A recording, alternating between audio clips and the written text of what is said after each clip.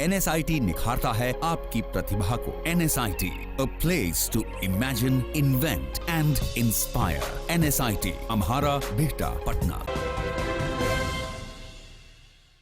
नमस्कार, city post के इस खास पेशकश में आपका स्वागत है। मैं हूं श्रीकांत प्रत्युष। बिहार में 1.5 साल बाद विधानसभा का चुनाव होना है, इसलिए बिहार की राजनीति पर चर्चा करना चाहेंगे हम। बिहार में नीतीश कुमार की जेडीयू एनडीए का सबसे महत्वपूर्ण घटक दल है, ये सबको पता है। दोनों का साथ बहुत पुराना है, ये अलायंस बड़ा ही टेस्टेड है। लेकिन पिछले लोकसभा चुनाव के पहले मोदी के विरोध में जिस तरह से नीतीश कुमार ने एनडीए को छोड़ दिया और आरजेडी के साथ चले गए, अब बीजेपी के साथ उनके रिश्ते सामान्य नहीं रहे। दोबारा वो बीजेपी के साथ जरूर आ गए हैं, लेकिन वो पुरानी बात नहीं रही। न तो बीजेपी उन्हें पहले जैसा भाव दे रही है और ना ही नीतीश कुमार बीजेपी के साथ पहले जैसा सहज महसूस कर रहे हैं। दोनों के रिश्ते की खटास अब सामने आ चुकी है। नीतीश कुमार को भी पता है कि बीजेपी के साथ वो ज़्यादा दिनों तक नहीं रह सकते और बीजेपी को भी इस बात का एहसास है कि पहले जैसा नीतीश कुमार उसके लिए भरोसेमंद नहीं रहे। और बीजेपी की महत्वाकांक्षा भी बहुत ज़्यादा है। वो चाहती है कि बिहार में उसकी सरकार बने, उसका मुख्यमंत्री हो। अब ये सही समय है। 4 राज्यों के विधानसभा चुनाव होने हैं। इन चुनाव में अगर उसको जीत मिलती है तो बीजेपी चाहेगी कि बिहार में भी उसी का मुख्यमंत्री रहे। जाहिर है नीतीश कुमार को अलग राह चुनना पड़ेगा।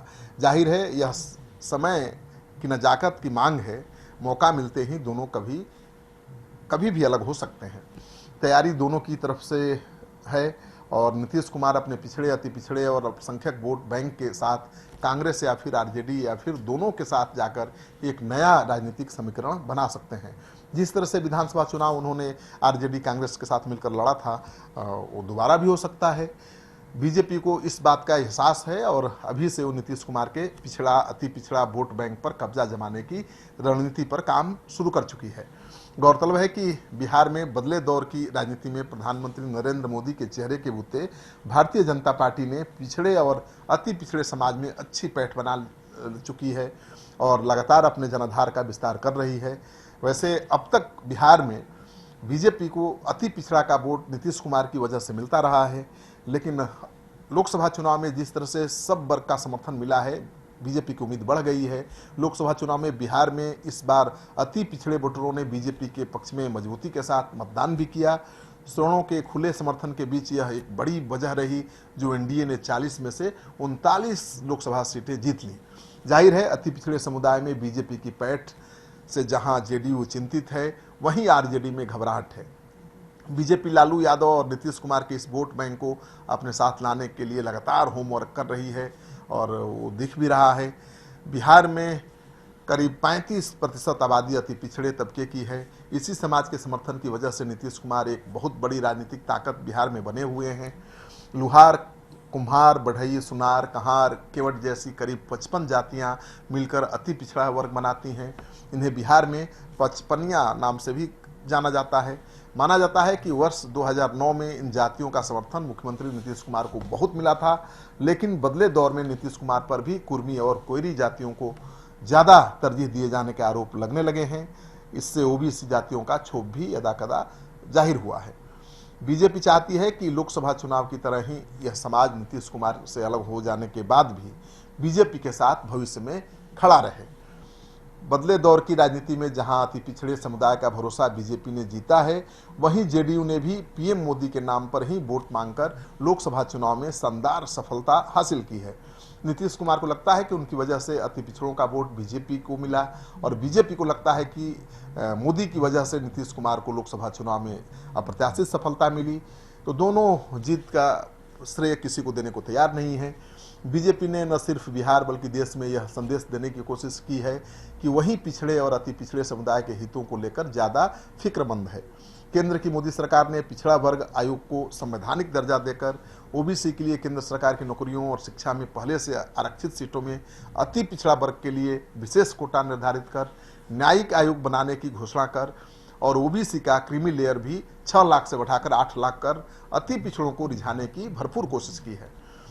लालू यादव की ताकत पिछड़ा वर्ग खासतौर पर यादव समाज है। इसे भी अपने साथ लाने के लिए बीजेपी ने लोकसभा चुनाव में ब्राह्मण भूमिहार से ज्यादा यादवों को तरजीह दी।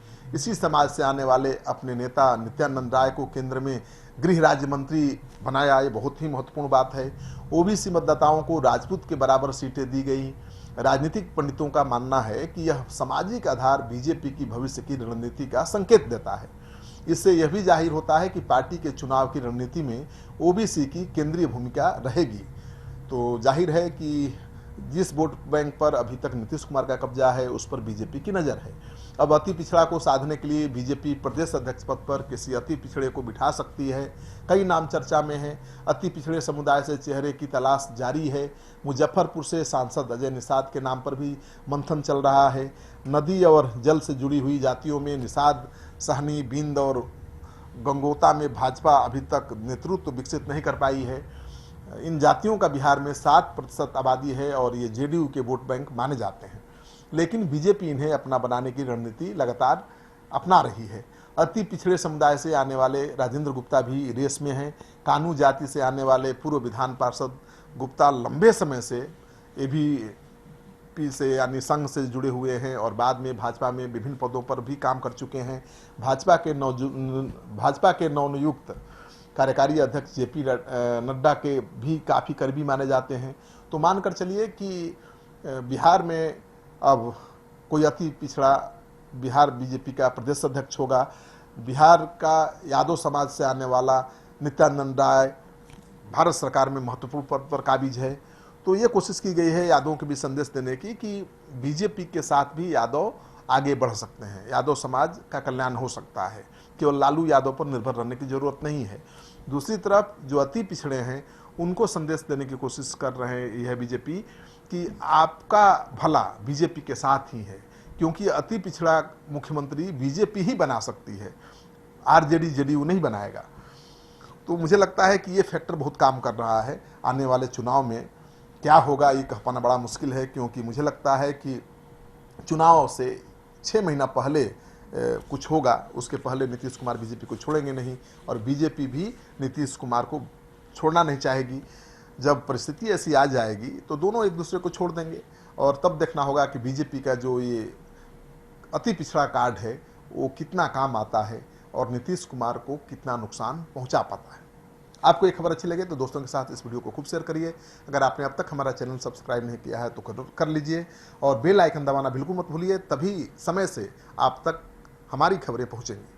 सहयोग समर्थन के लिए बहुत बहुत आभार, धन्यवाद। यहाँ पड़ती है भविष्य की मजबूत नींव, हम मिलकर बनाते हैं बेहतर कल। गोपाल नारायण सिंह यूनिवर्सिटी, आपके बेहतर कल के लिए। क्या आप जानते हैं कि घर बैठे आप अपनी स्वास्थ्य समस्याओं का सलूशन पा सकते हैं सॉफ्टकेयर मोबाइल ऐप के द्वारा। अधिक जानकारी के लिए आप संपर्क कर सकते हैं। हमारे फोन नंबर्स हैं 9472981111, 9472982222। Softcare app, solution at your finger tips.